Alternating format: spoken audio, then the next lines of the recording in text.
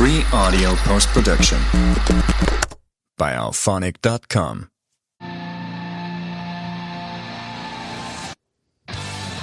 CeeLo Productions presents Backstage Access.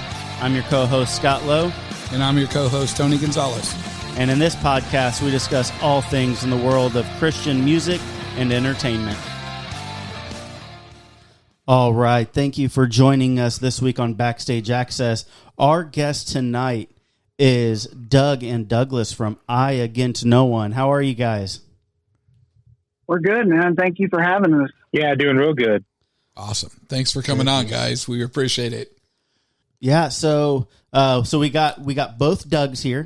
This is going to get confusing a little bit. But no, that's it's going to be awesome. That's why we have Doug and Douglas, so that way we can separate. All right. We can distinguish who is who. Thing one and thing two. That's right. So if I know there's people out there that are familiar with your guys' music, but for people who they don't know, like, kind of your guys' background, they don't know your guys' story.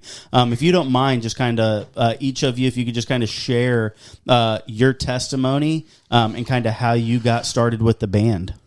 Go ahead, bro. Okay, I'll go up to you. All right. So yeah, so this is Doug. No less on the end. So yeah, I actually grew up in a little country church, one of those quintessential country churches that, I mean, when you think of a country church, that's what it is. Everybody knew everybody else. You had the potlucks, every Wednesday, youth group every Sunday night. That's where I gave my life to Christ. That's where I got baptized. And we were pretty invested in the church, in that particular church. And just like a lot of things that happen within a church politics happened. It kind of pushed us away from that particular church, things that were going on. And then for the longest time, I was not involved with any organized worship gatherings, nothing. I actually went so far as was, thinking about other types of theology, whether it be, Far East, like Buddhism, Taoism, that type of stuff. And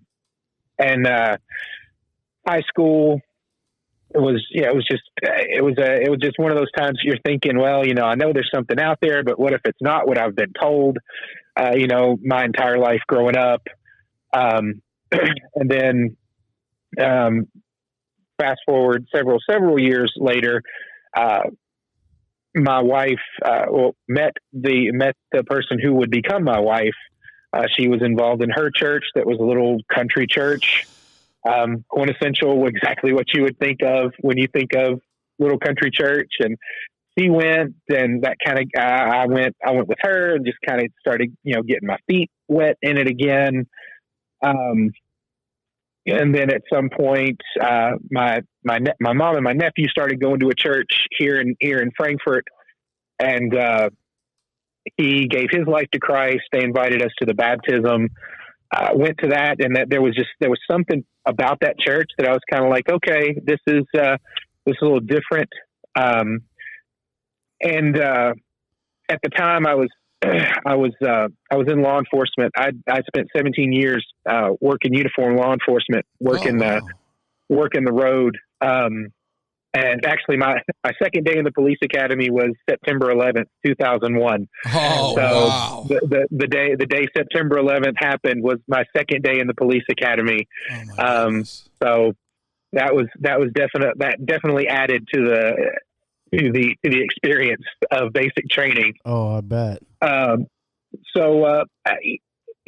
Seeing all the stuff that I would see in the course of my job, and the things that like violence and stuff that I would have to bring to people, based on their decisions. It's not like I just went out and started walloping people. But, I mean, if you go out on a call and somebody's being violent, you kind of have to meet that force with that force. And it's, kind of hard to reconcile. Okay, well, how does my faith walk line up with the stuff that I see and that I'm sometimes forced to do?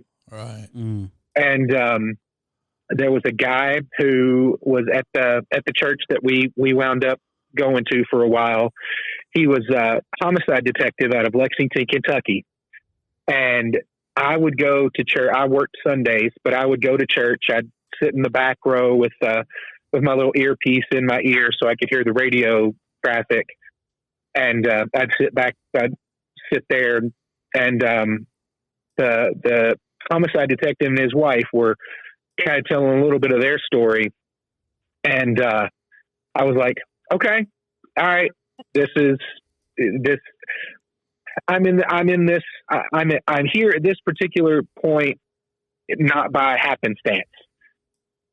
And afterwards, he came walking back, and I was like, man, I really appreciate you getting up there and talking. I really know where you're coming from. And one of the things that really stuck with me, he looked at me and he said, he said, when I saw you pull in this parking lot, I said, thank you, God, somebody here will finally understand what I'm saying. So that kind of got me in the frame of mind to going, okay, I can kind of reconcile, my two worlds, my professional world, and along with my faith world, mm-hmm. can coexist. There's a reason that I do what I do. There's a reason that I've been placed in the position I was placed in over somebody else. So that's from there. I really just started, diving head first, getting reconnected, and being able to find a different purpose other than just, getting out there and going to work.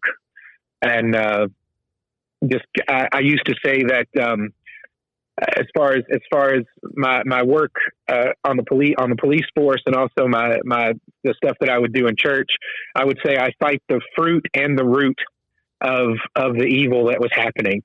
So I kind of tackle the stuff in the spiritual realm, but then also have to tackle it here in the physical realm. So yeah, that's kind of how I wound up in the church, disillusioned with the church, trying to reconcile my professional life and things that I saw and had to do, and kind of coming back in Christ's footsteps, but knowing that he had not ever left me out to dry, that he was there the whole time, just waiting for me to figure it out.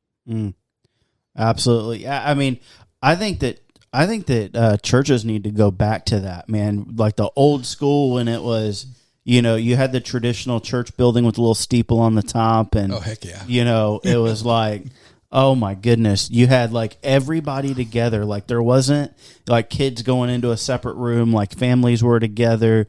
Like you said, like they did like the potlucks, and man, it was just, I don't know, there was just something so special about that. Like the church that we went to. Unfortunately, it's closed now, but we went to a church for a couple of years that was, like you were describing, like, I mean, when you think of like a church from like the early 1900s, like this fit that to a T. I mean, wow, little white building, steeple on top, small building, man. And there wasn't this massive, 8,000 square foot building. I mean, it was literally a building that was big enough to fit the sanctuary, and then like a little, little foyer area outside. Yeah, that was it. Yep. And man, we loved that. So that was what drew me to the church. To be honest, I was like, man, if you were to ask someone to paint a picture of a church from like the 1900s, like that's what they would paint. That's what it would have been. But yeah. I mean, it's unfortunate that you dealt with the church politics and things like that. And I think that there's a lot of a lot of churches that unfortunately deal with that. But yeah, I mean, I'm glad that you were able to get plugged into another church and, kind of, I don't want to say come back to Christ, because it doesn't sound like you necessarily left him. It was just more of you started questioning whether or not what you believed was to be true. Yeah, kind of trying to reconcile your beliefs with what you were living. Yeah, exactly. Yeah, and it's really funny because like that church is no more. That I started getting my feet back wet into that one's no more. And then we've gone through a couple other iterations of churches that as Jar Jar Binks from the Star Wars universe would say, it's a long Otello. That's a story for several Tellos. Yes, several Tellos. Good deal. So Douglas, what's your story and kind of how you got plugged in with Doug to form I Against No One? My story is kind of similar to Doug's, just like different flavors of it. I grew up in a Christian household as well, and it was just me and my mom. It was the two of us against the world, and I went and I got baptized when I was much younger because that was the thing that I thought I was supposed to do. And I really did it for my mom to make her happy. Like it didn't mean anything to me at the time. Like I was going to church and I knew the stories and stuff, but it just didn't, I don't know. I didn't feel it. It didn't have a deep seated meaning for me. So I just, I kind of went through the motions. And around middle school and high school, I started struggling really bad with depression and some other really nasty ick. And pretty much, I don't know, I dropped Christianity altogether. And I went as far the other direction as I could for, I don't know, probably 15, almost 20 years. I got heavy into the occult and trying to manifest in my life the things that I wanted and the things that I needed with my own power. And I did a lot of moving around, and I did spend a whole lot of time not sober and just fell to absolute pieces. My life was in ruins, as it typically is when you try to do things yourself. Right. And when did I move back, man? I don't know. I eventually did move back. I moved back to Frankfurt and got a little apartment, and my mom was begging me just to come to church with her, come to church with me one time. She even went so far as to bribe me. And I did go just to make mom happy, because that's what you do for your mom. You make her happy. Right. And this was the same church that Doug was at. And we just didn't know it at that time. Yeah, we didn't know each other. I was there for mom, and I didn't hate it, and it didn't feel bad, even though I expected nothing of it. I did it for mom. And so I came back, continuing, trying to make mom happy. I came back, and things started to really click with me that God was not who I thought he was, and Jesus was not who I thought he was. And I remember of all the things, it was the music that really spoke to me. There was a song by Stephanie Gretzinger called Blackout, which was not like any other kind of Christian music I had heard. I thought it was all, hymns and K-Love stuff, like y'all were talking about earlier. Mm-hmm. And it really spoke to me in a way that I was able to understand it. So I spent some time talking to the worship leader at the time. His name was Jeremy Zeller. And spent some time talking to Doug and talking to mom. And it wasn't long after that I did give my life to Jesus. Nice. And that was an ordeal of a thing to sit and do. I had some really strong negative spiritual attachments on me. It was difficult for me to even make the words to say, I don't know. It was a really intense thing. And I could tell that it was for real. The words that I was saying, I meant them. And like for the first time, I guess it wasn't even just like a couple of months after that Doug and I started talking, and he kind of walked up to me one day and he was like, "Hey, so I got this idea." He's like, "You want to make a band?" and just like two dudes in high school would be like, "Hey, man." We barely knew each other at the time. Like, I've been playing bass almost my whole life. So I was playing bass at this church where Doug was at, on the worship team there. And like, I had seen Doug and we talked some and joked around some, and he's a huge nerd and I'm a huge nerd. Yeah. So like, we were cool, but we weren't like brothers like we are now. So it just came totally out of left field. It's like, "Hey, you want to start a band?" I was like, "Yeah." Right on. So we did. Yep. And we spent, I don't know, 2 or 3 years putting all this music together. And then there was one day we sat down and I was like, "I hate all this." And Doug was like, "I do too." So we threw it all away. Yep. Wow. Those first several years of writing music together, trying to figure out who we were, like, we wanted to sound like the other cool kids. And it wasn't us. It didn't feel right. It didn't fit us. Yeah, it wasn't working. Okay. So we threw it out and we started over, and that sound is what we have now. The only thing that survived those initial writing sessions were lyrics to one of the songs. Everything else was just we just tossed away, threw it away. Wow. So like when you guys first started, you guys, you were saying that, it didn't really sound like you guys weren't happy with it. Were you still following kind of a rock sound, or did you guys have just a completely different sound than what you do now? It was a lot more traditional. Yeah, it was a lot more traditional, actually.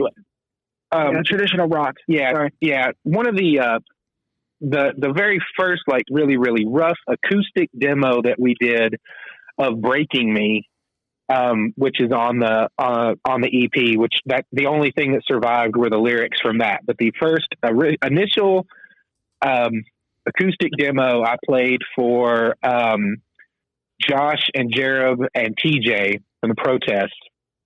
And they were like, "Man, that sounds a lot like Breaking Benjamin." And I was like, "Okay, well, that's kind of cool because I like Breaking Ben. I mean, there are worse people that we could be told that we sound like, right?" So we were kind of shooting for that vein, almost like your Protests and Disciples and Decipher Downs and kind of that. Okay. And then when it's like we were trying to. We knew what we wanted and we knew how we wanted it to sound, but we were trying to shove a square peg into a round hole. Gotcha. And once we figured out that, yeah, we can still run in those circles, but we have a different sound that we want to create, then everything just kind of fell into place and just clicked. Yeah, I think we spent a lot of time praying because things just weren't working. Like, there was a lot of friction.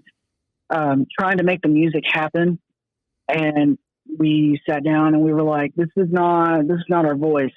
It's not, this isn't who we are. Like, we're trying to be like the things that we like to listen to, but that's not actually who we are, like, Does that make sense?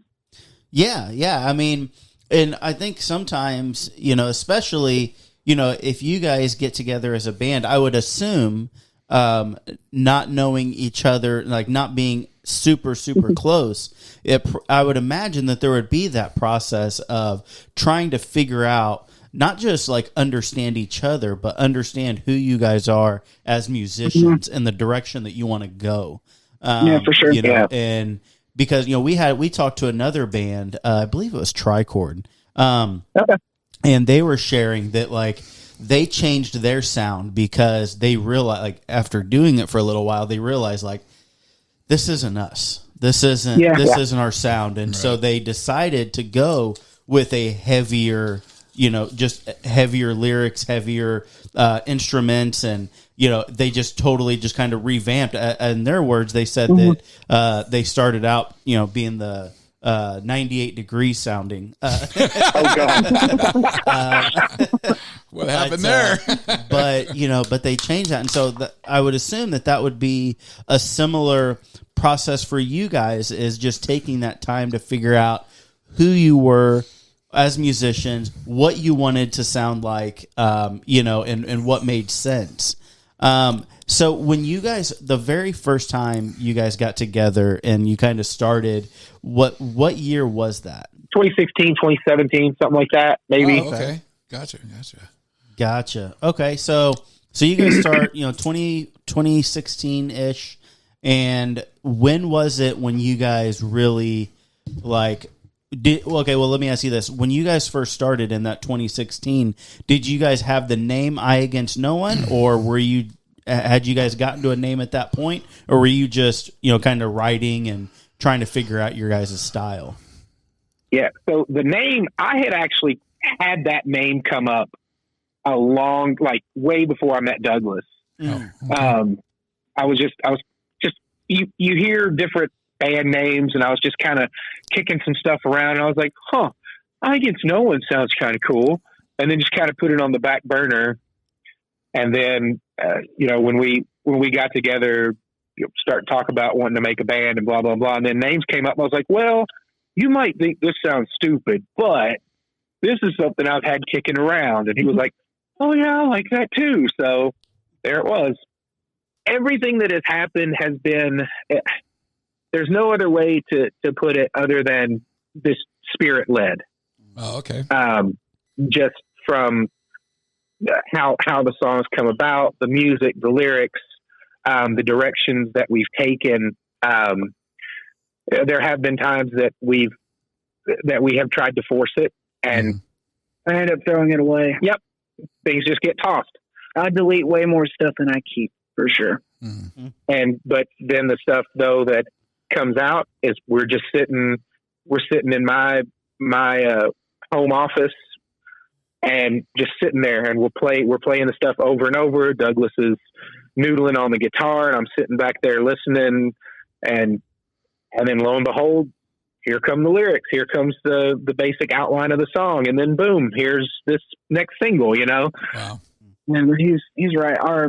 We do mesh pretty well together. There were some growing pains in the beginning when we both thought we wanted to sound like something else, but there's a very organic way that things kind of happen when we're together, where I have, dozens and dozens of like unfinished songs that need an identity, and I just kind of set them down there and let Doug listen, and we pay attention to how it feels and if we get any kind of visions or anything that pulls on our heart, and then the lyrics come from there. It's all very unforced and organic, which I think is probably the best way to be. Right. Yeah, that's really cool, man. I like that. So let's talk about your guys' a little bit of your background, your influences, It's one of my favorite questions, by the way, because I really love to see where, I've been so surprised so many times on podcasts. Somebody in a hardcore metal band and like, yeah, man, I love the Beatles. I was like, what? I love the Beach Boys. Oh, yeah. I was like, oh yeah, just wait. Yeah. He's ready. All right, cool. Well, either one of you, whoever wants to jump in first. Yeah. Tell us about, your influences and how far it went back. When did you just discover like, man, I want to do music? I want Doug to go first. Okay. All right. So I want to say, so our eclectic musical backgrounds really serve our music well. Okay. So you're hedging. So I grew up in a household where there was always music. Okay. It didn't matter what it was. Whether it was top 40 radio or it was stuff that my sister was playing. My mom loves Neil Diamond, so nice. That was on constant rotation in my house growing up. Big band stuff, so just there was never a time where there was not some sort of music playing. Mm-hmm. My formative teenage years were the 90s, so it was kind of when grunge was coming in. So all of your kind of 90s grunge punk rock stuff I really got into. But my music guilty pleasure is boy bands. I'm not afraid to say it. Okay, I'm shocked. You got me, man. That was awesome. My first official concert was New Kids on the Block back in 1989 or 1990. Wow. And I was just born. yeah. So and there's a lot of stuff that Douglas will play, and I'm like, hey, that sounds like such and such. He's like, thanks, I hate it. And I'm like, man, come on, because like, you know, and you two, I'm throwing it out. You two, you two, I'm a sucker for delayed guitars. You know, like the Edge plays, but then your 90s stuff like Pearl Jam and just droning bass lines. Really anything. There's not much that you could put on the radio and be like, you know what, I hate this. But there's a lot of the stuff I try to show you that you hate, Doug. I don't hate it. It's just I'm not used to it. It's not in sync or Backstreet Boys or something, man. Come on. You see this, Tony? You're already creating division. I know, man. I didn't mean to do that. We may never recover. Schism is insurmountable. Yeah. Oh man, see, but this is why I love doing the podcast, because I mean we've known you guys for what, about a year, maybe a little more, and had no clue. One, that you were into boy bands, but two, just like listening to your guys' story. Like, I mean, obviously, like we connected through the concerts, you know, that we met each other at, but but just not understanding like the background, you know, your guys' backgrounds and how it all came together, and you know, brought you guys and I Against No One to what it is. And so that's why I love doing this, because even like people that we know, you know, that we've known for a little bit, you know, there's all this information that is just, it's so cool to get to hear this part of it. Right. So I'm sorry, I interrupted. No, I think I have done enough damage. I think it's Douglas' turn. He's going to leave it at boy bands. Yeah. Okay, hey, moving on. Hey, you know what, Doug? Don't feel ashamed. Yeah, don't feel ashamed. I've never said this publicly. My first concert. I let that flag fly freely. I'm like, this came out of the boy band. I poke fun at Doug, but right? I mean, I get it. Like, I listened to Backstreet Boys when I was younger too. It's just, it wasn't. You were just born. Yeah, it wasn't one of my like defining influences. But to be fair, I have just as strange influences. Like, I may not have listened to boy bands, but I grew up listening to classical music and country music, which I don't like anymore at all. I just can't do it. And I really enjoyed Enya when I was younger as well. And I don't know if y'all know who that is. No. Do tell. Oh, I don't even know how to describe Enya. New age. It's new age, easy listening type stuff. Huh. It's hard to explain if you haven't heard it, but like it's really like ocean music almost. It's like stuff you would listen to go to sleep. Yeah, it's like fairy tale music. Yeah. And I listened to this like, I don't know, just weird stuff like that. And then I discovered metal. And I was like, oh, that's what music sounds like. And so I stuck with that. And I started out, let's see, I think Tool was the first band that I got really, really into that was on the heavier side of things. And Chevelle and Opeth and and Deftones. I don't know, man. Like I listened to as much as I could. And I think the prog rock really stuck around with me. Like the things that I enjoy listening to and enjoy playing, like especially Opeth. They're like a death metal, folk metal band who are really, really classy and excellent musicians. And so, and it's important to note that Mom and I love to listen to 80s and 90s synthwave stuff. And that also really stuck. Yeah, there's nothing wrong with that. Right. Yeah, but it just wasn't boy bands. You know, I listen to everything, man. So I I have always wanted to be able to take that like new agey, easy listening synthy stuff and smash it against the heaviest metal that I could. And so we're doing that. Cool. That's awesome, There's man. like, pretty little synthy bells and deep chugging guitar riffs. It's like, it's everything that both of us love the most. And it's just kind of all smooshed together. That's awesome. See, I'm glad you brought in the metal influences, because when you first said classical music, you can't see my face, but I'm sitting here, okay, we got boy bands and classical. How in the world did they come up with the sound that they have? Right. One of the things that I wanted to ask earlier when you guys were talking about, how you came together and, and I know we've had conversations before, so I know like you guys were kind of like, you guys didn't expect all of the things that are happening for you guys, the shows and everything, like just, I know like you guys have said before, like, man, like we never thought that, we would be here, Mm-hmm. and Right. so I'm really, really curious because, I saw, this was back in, I want to say it was like mid-January. You guys signed with, Resurrection Records.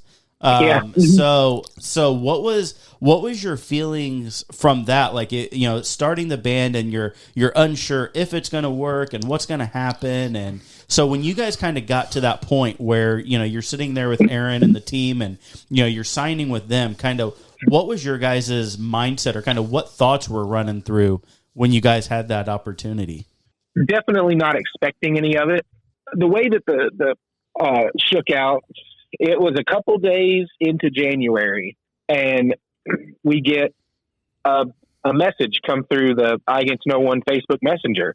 And it's like, hey, this is Aaron Hobbs with Resurrection Records, and blah, blah, blah. And, been watching you all and see if you'd be interested in, having sitting down and talking and seeing if maybe you might be interested in coming on to the label. And I'm like, this has got to be spam. I'm like, we've got like an EP out. We play, we've opened a couple shows for the protests and for Spoken, and played Kingdom Come, and we did a little benefit, part of a wider benefit show Hurricane. For the hurricane that came through North Carolina. Oh, wow. Okay. At November last year, I think it was. No, October and November. October, November. And we got to be a part of that. But I'm like, ain't no way that somebody that's affiliated with a label is going to know who we are, let alone, reach out and be like, hey, you guys interested? And yeah, I felt the same way. Yeah. Like, no. Yeah. So I was like, man, have you seen the Messenger? It was like, no. I was like, go take a look at it. So he looked at it, and we were talking back and forth. We were like, I mean, what do we have to lose? What? Right. So, we hit him up, and we talked, and we talked for what, 2 hours or something? It was one fun. I mean, we talked for several hours with Aaron, and we didn't get any weird, crazy feelings about it. Yeah, he didn't feel like a music predator. Right. And so they're out there. Oh yeah. Yeah. So promote you. Right. When we were, so we after the meeting, we talked about it. Our wives are just as much of this group as we are. Oh, for sure. Yeah, we're just the ones out front. They're the ones that are behind the scenes. Douglas said that he doesn't know what he would do without his wife. I say that my wife is my handler. Mm-hmm. I need all that help in the world. Sometimes they do a good job at herding cats when it comes to us. So the four of us sat down and we talked about it, and we were like, I mean, we don't see any downside. Let's go ahead with it. Mm-hmm. Well, our initial response was, let's take a break for 24 hours and pray about it. That's true. And see, see what shakes loose, see how we all feel about it. Mm. And I try to do things based on how I feel when I ask God to tell me what to do, because I make really poor decisions on my own. Right. Like, Me too. and Yeah. I am my own worst enemy and will burn my life down around me faster than anybody. So like, and Doug is the same way. Like, we're both really bad decision makers. So we try, Okay. we try to ask for this stuff. Oh, well, yes. Okay. We try to ask for direction, you know, and like, it felt good. And like Doug said, you know, like, why not? So, yeah. So then that, and then, you know, we've again playing KCF again this year. And then we have several more shows, that we're going to be playing, and a couple more that we're hoping that we get picked up on. You know, so it's more of a, you know, we didn't go into anything expecting any level of success. Mm-hmm. We just wanted to reach somebody who Yes. needed to be reached. Yes, exactly. Because both of us have been that person that feel like an outcast, or that they're less than, or that they're burnt out or fed up or pushed out. We've been there, and we've been the people who have been burned by religion and by the treadmill of religion. Mm-hmm. And we just want to reach people who are lost and who have been a victim of that church hurt like we have. Yep. And let them get to see The real Jesus that we know and that we've encountered and that we've accepted. Mm-hmm. If we are able, if we are able to reach one person in that regard, that is success for us. Right. One person. Everybody else, I mean, we could play to empty rooms. But yes, we have. And if one person hears something that they can grasp a hold of, and realize who the real Jesus is, and the one that loves us and that we love and that we know, that's success. Yeah. In our eyes. Everything else is just kind of icing on the cake. Yeah. That's awesome. I love that. Yeah, I mean, I think that, you know, unfortunately, church hurt is a thing that's just becoming more and more common. Right. Oh yeah, for you sure. know, and there's some people may think I'm crazy for saying this, but I think that the church hurt, in my opinion, solely my opinion. Let me first say that. But I personally feel like the result of the church hurt that's becoming more and more common, to me, points to there being a level of growth.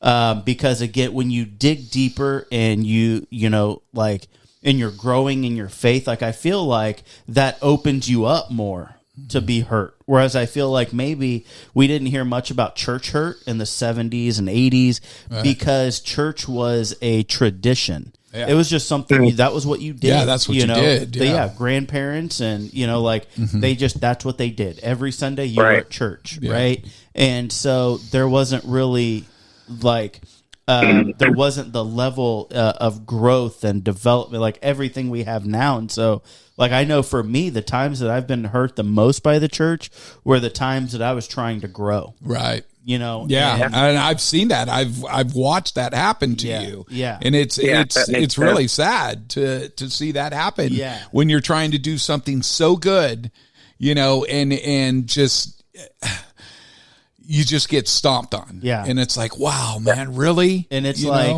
know? you're incorporating that change. You're throwing a wrench in the tradition of religion. Right. I don't want to say the tradition of Christianity, but the tradition of religion.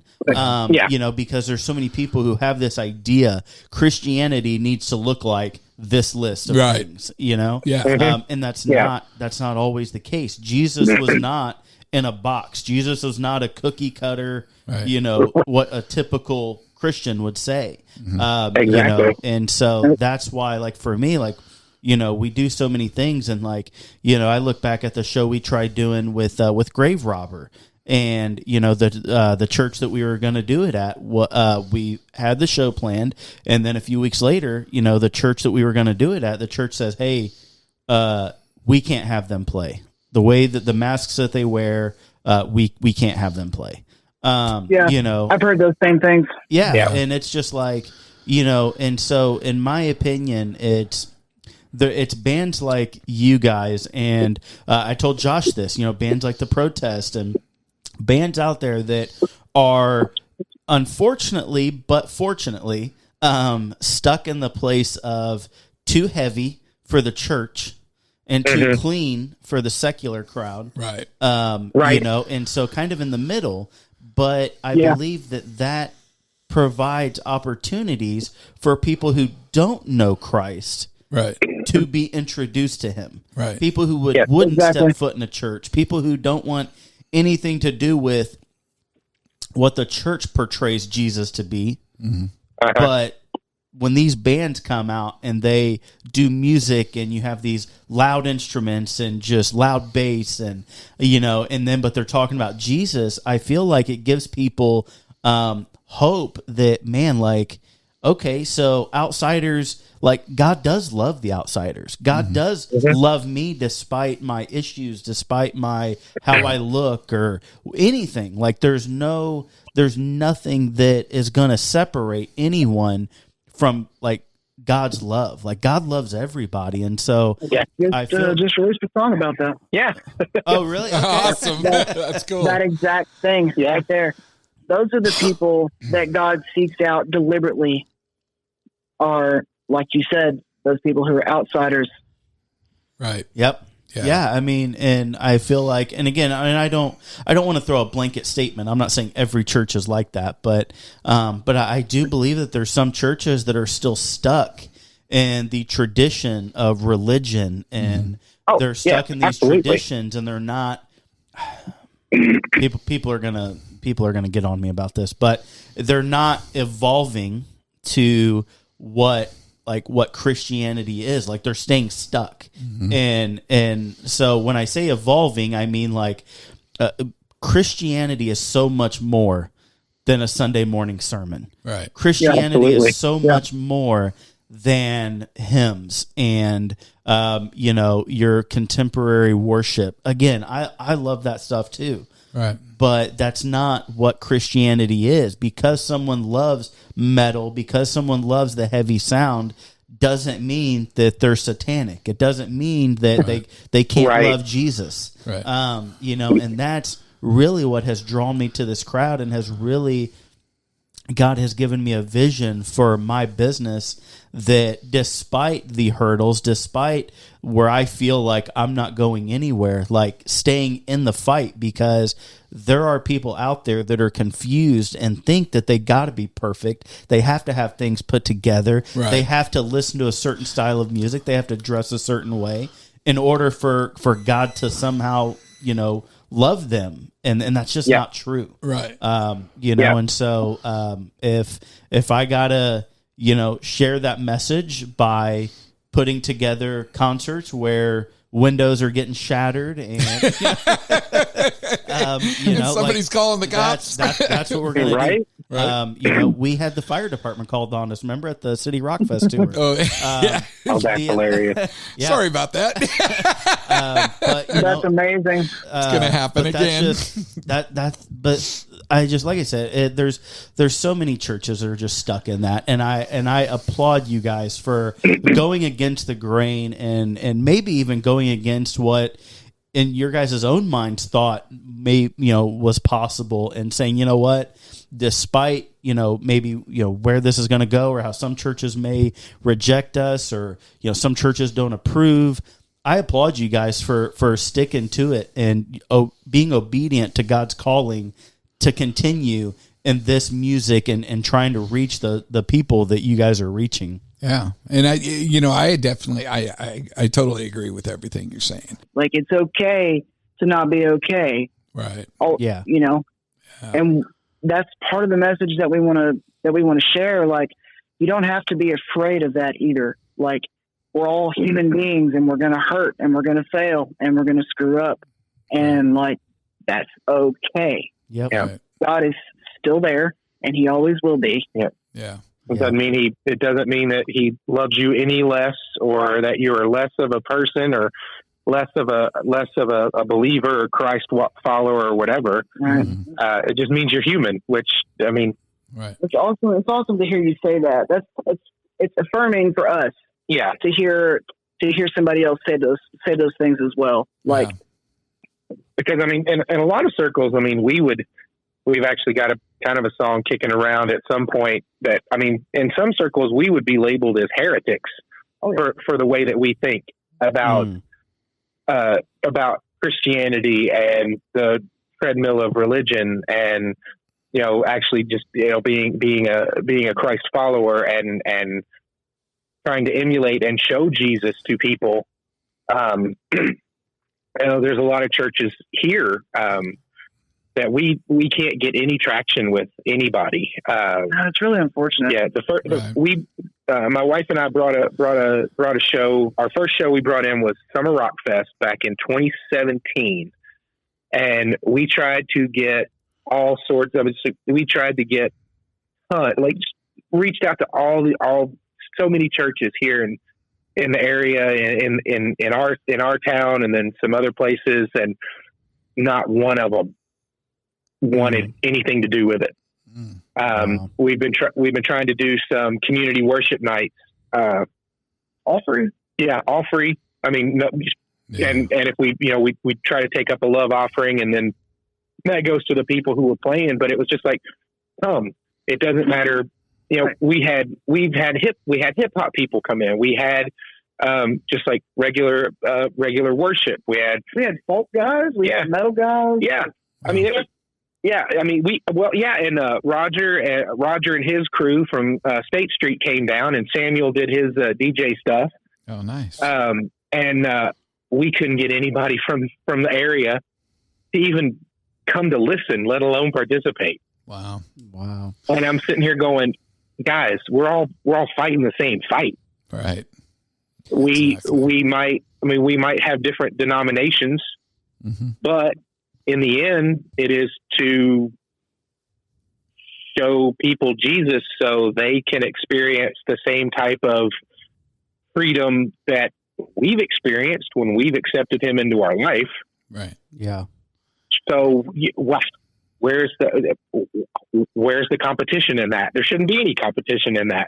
Right. Yeah. Nobody's keeping score. This isn't a game where people are keeping score. Right. We all pray to the same God. Yeah, it's like, oh, well, the Baptists just saved 5 more. Well, the Episcopalians over there might have gotten half of one. We're not sure. Right. Yeah, I mean, the thing is that I've noticed over this last, few years is, going to the Christian concerts, especially, mainly the rock ones, but, we've been to rock shows in Kentucky, right. Indiana, Ohio, and I'm telling you, when we go to these events, we see the same 8 to 10 people at every single one. So cool. Without fail, we can usually count on you guys being there. Yep. Matt and Kristen, These Beautiful Ruins. Yeah. Roger, Scott Shireman. Yep. Dion. Yep. Like it's Jennifer Patterson. She's usually there. Yeah, I mean, like Mike and Diane Rose there. Yeah. Yes. Yep. And it's just like, it's awesome to see. And, and I've posted about this on Facebook several times when I left Roger's events, but I mean, legitimately, it feels like a family reunion, like getting all together with these people. And I feel like that's what's so special. Don't get me wrong. I love the music, and I think, in my opinion, Roger has some of the best barbecue I've ever had. Right. Yes, he does. Oh my God. But I'll fight somebody if they say different. But with all of that, still, my favorite part is that sense of community that you feel at all of his events, at the other concerts, because again, like it's like all of us are there supporting the bands and serving to show like what God is doing. Right. And so when all of us are together, that's my favorite part, is the community. Right. But it's very, very special. Yeah. And to me, that is church. That is the church. Yep. Right. Absolutely. I mean, we come from all over I'll say all over, Ohio, Indiana, Kentucky, kind of the tri-state area a lot of the times. But I mean, that is church. That is the Acts 2 church. Yeah. God is where the people are. Yep. Right. One thing I like to say is, like, anybody at our shows, I don't think there's anything somebody could come to us with that one of us could not either directly relate to or like one point removed relate to. Mm-hmm. Just because there's so many things that we've been through and that we've experienced, that we can personally relate to people, that have been there. Yeah. I mean, case in point, somebody comes to the show and they've been dealing with, I was in the occult, nobody wants me. Well, Douglas can be like, dude, I know exactly what you're talking about. And let me tell you about being redeemed. Mm-hmm. Right. Mental health stuff, people who have, attempted to take their life. They'll be like, oh my gosh, I'm such a failure. No, let me come and sit down and let me tell you about a time that, I was sitting on my bed in my room getting ready to, cut my wrist open, and I heard a voice say, stop. Right. And let me be that voice. If you haven't heard stop, let me be the one to tell you. Right. Yeah. Yeah. And that in that mess and in that brokenness, there's still healing and a message. Yeah. That's why, with the church that we attend now, we did the City Rock Fest tour, and, we had Spoken, Seventh Day Slumber, Chaotic Resemblance, Amongst the Giants, Magdalene Rose, heavy stuff. And, in our church, to give you guys kind of a background, our church 8 years ago was a Church of Christ that didn't believe in instruments at all.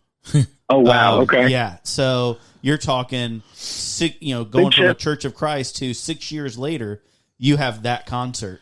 Right. And big shift. Yes, yeah. Very, very big shift. And so, but the next, it was a Saturday night concert. And so the next day, Sunday morning, I go to church and I see one of our elders who he showed up to the concert.